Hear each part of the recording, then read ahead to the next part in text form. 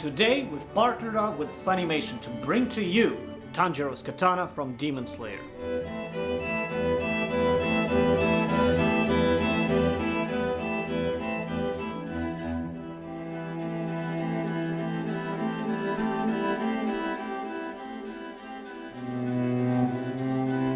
The beginning of the foundation forging starts out with taking your piece of bloomery steel, flattening it, and breaking. The breaking indicates that the steel you have has actually high carbon content because you can examine the breaking point for cleanliness as well as grain growth. Next comes the sorting stage, where you sort those broken tiles based on their rough approximated carbon content and cleanliness. Once you sorted your pieces out, you start stacking them on the tekokani, or the paddle attached to the holding stick. Both the paddle and the holding stick are made from previously processed pieces of Tamahagane or bloomery steel, and therefore avoid any sort of contamination of the initial billet. Once the tiles are all stacked together on the tekokani, they're wrapped in paper and ash to prevent them from falling apart in the forge, and coated with clay, which further helps the structure from collapsing, as well as gets converted to flux under very high heat.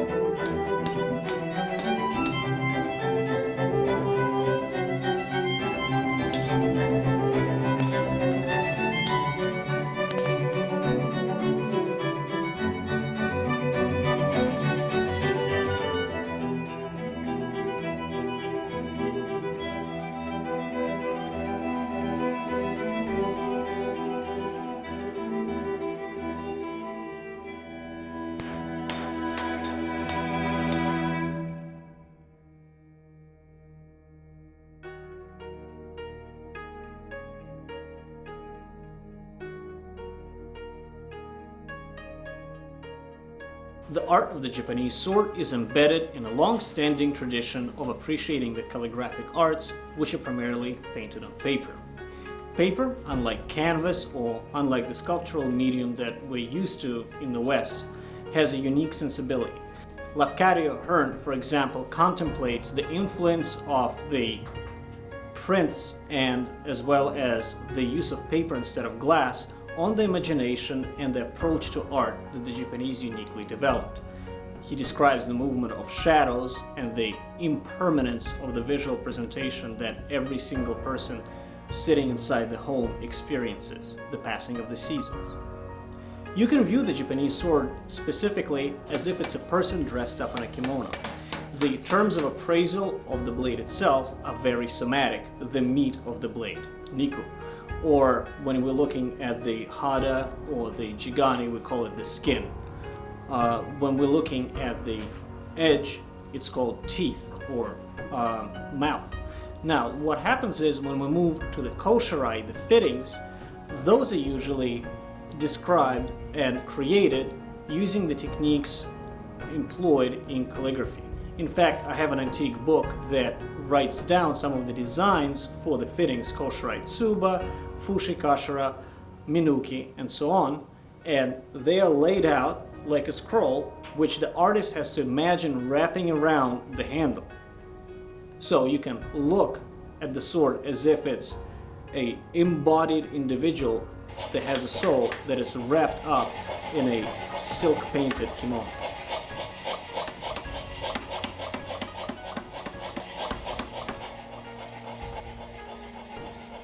The connection of ink painting as well as silkscreen prints to the Japanese sword, as well as many other arts that we imagine nowadays. The connection to the medium of anime and manga is quite obvious, but relatively few people know that the entire invention of the Western Impressionist movement started out as being inspired by the movement called Japanism.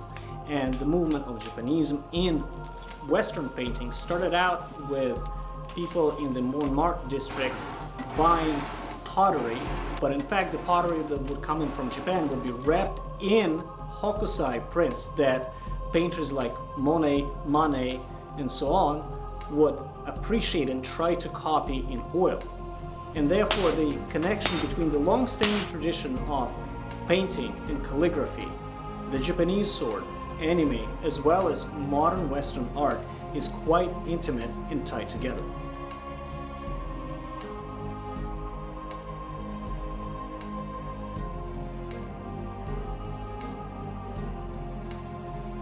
After the steels are assembled together, that begins the next stage of forging, called the sonobe. The sonobe is the preform for the sword. This and the latter stages are when the smith truly can introduce his or her artistic refinement.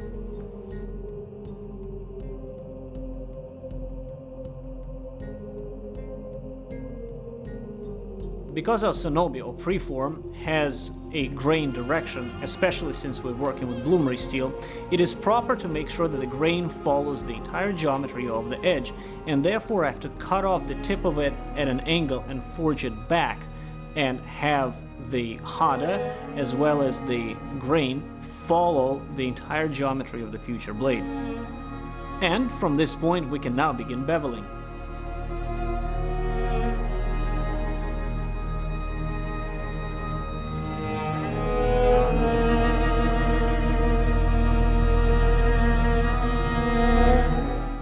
The art of the Japanese sword blade co-evolved with a system of its own appraisal, in the sense that as if a student co-evolves with the teacher grading him. So what happens is, in the appraisal system, it is very common to catalog a given sword or a set of swords with a piece of paper known as the oshigata, where a very talented artist tries to paint every single key and unique feature to that sword. And therefore, when a sword maker is making the sword, he is already thinking about the features in terms of the oshigata, because he has studied those features of previous smiths, very often through reprinted or repainted oshigata or paintings of pre-existing swords. And therefore the entire framework of imagining the features of future swords as well as comparing them is very tightly connected to the calligraphic hand.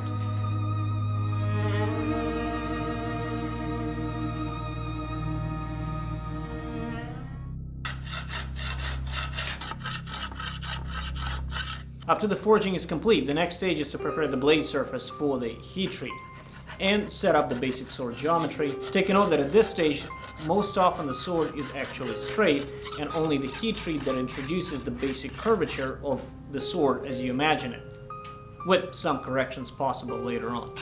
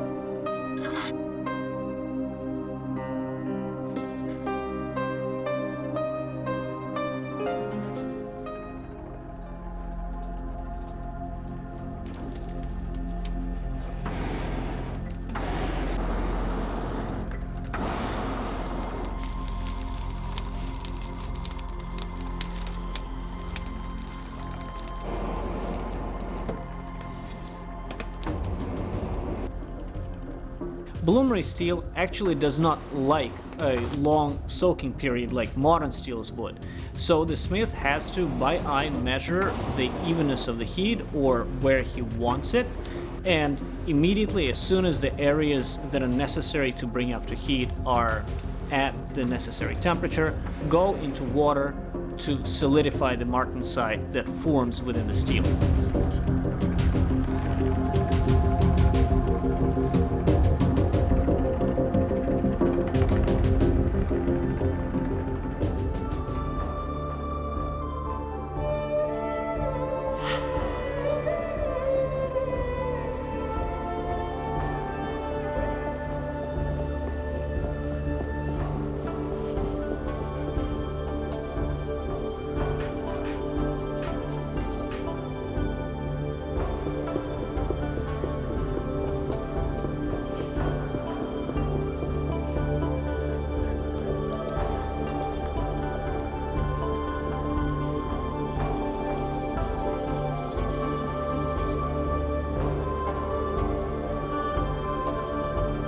From what it appears, Tanjiro's sword is very likely to have had a two-piece habaki.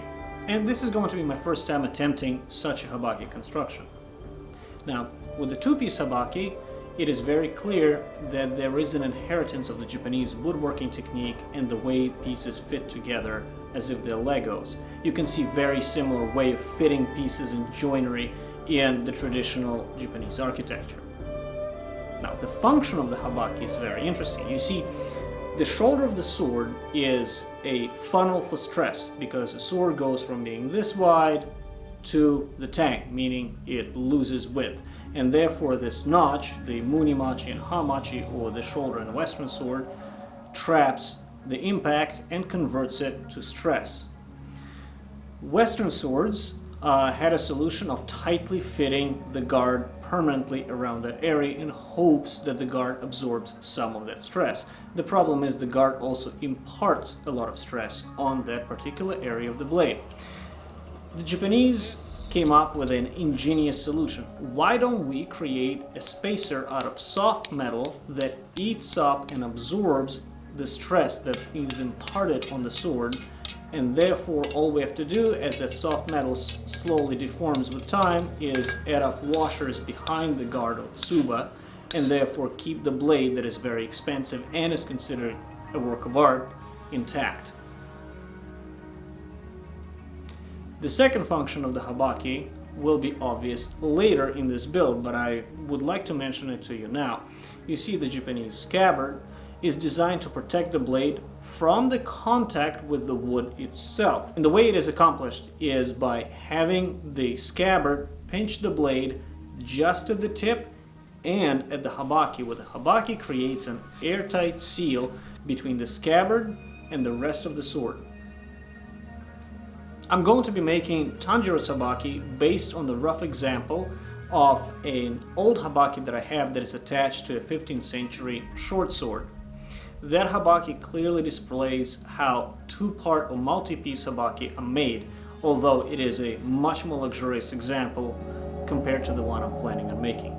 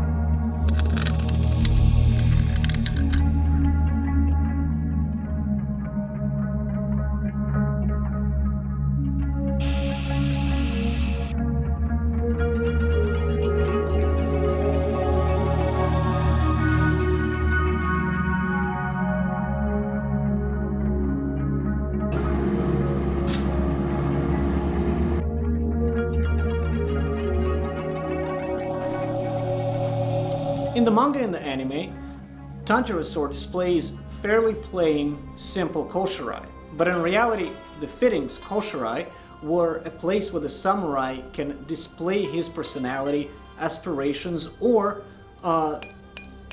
things that he values in life.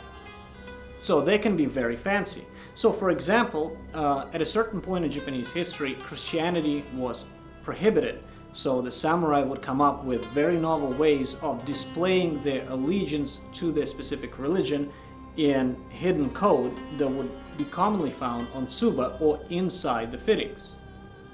On the other hand, the fushin kashira, for example, could be tailor-made to a specific occasion. Remember, the Japanese sword is just the blade and the koshirai are the garniture. So a given sword could have a Sunday suit, so to speak, or an everyday sort of suit.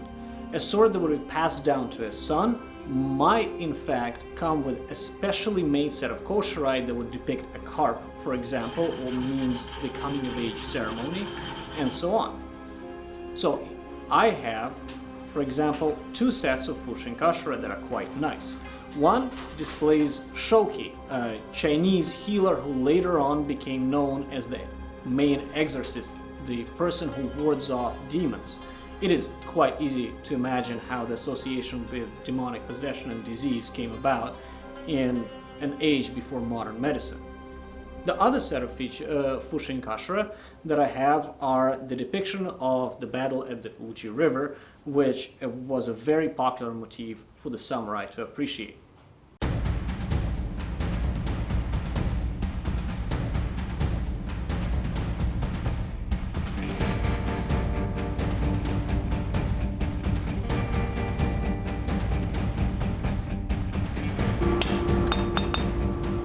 And now it's time to form the fushin kashira. I'm showing you my method, which I'm pretty sure is not quite traditional, but in the past, as well as in the future, it has worked and will work for me quite well.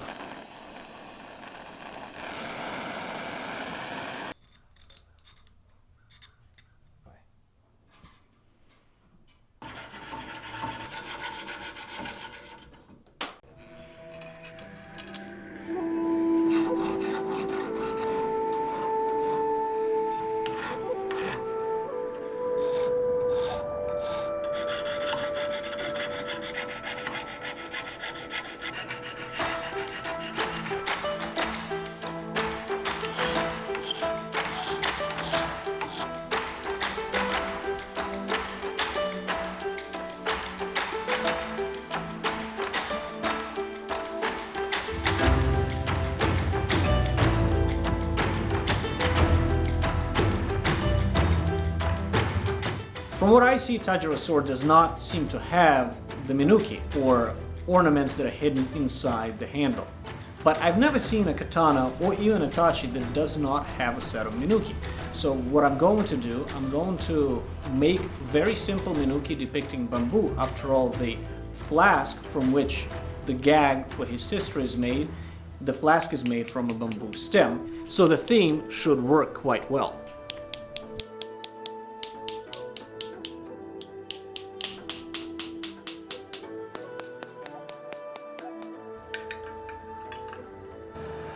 Unlike steel, copper gets softer when you heat it up to red and quench it. and that allows me to work it to much greater detail than I otherwise would, and you'll see me do it several times throughout the process.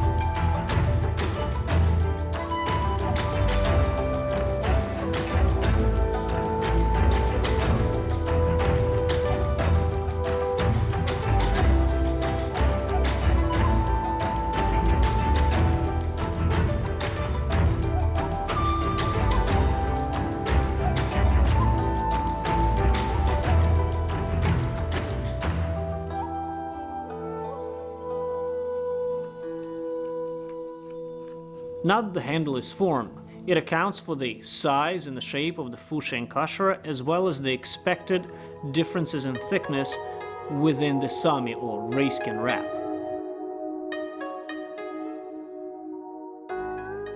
It is very important that these nodules here are on the presentation side of the handle and fairly centered.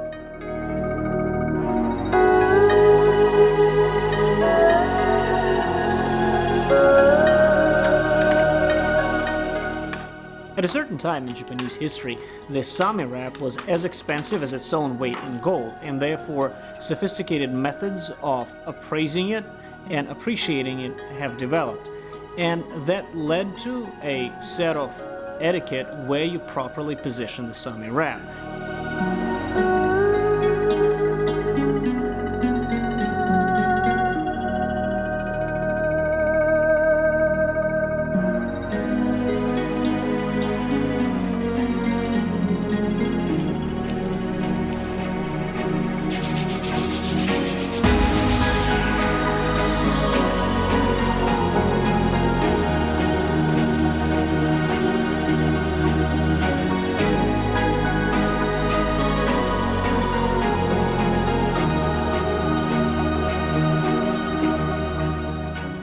One often overlooked detail when wrapping the katana handle are the hishikami, or the small paper wedges.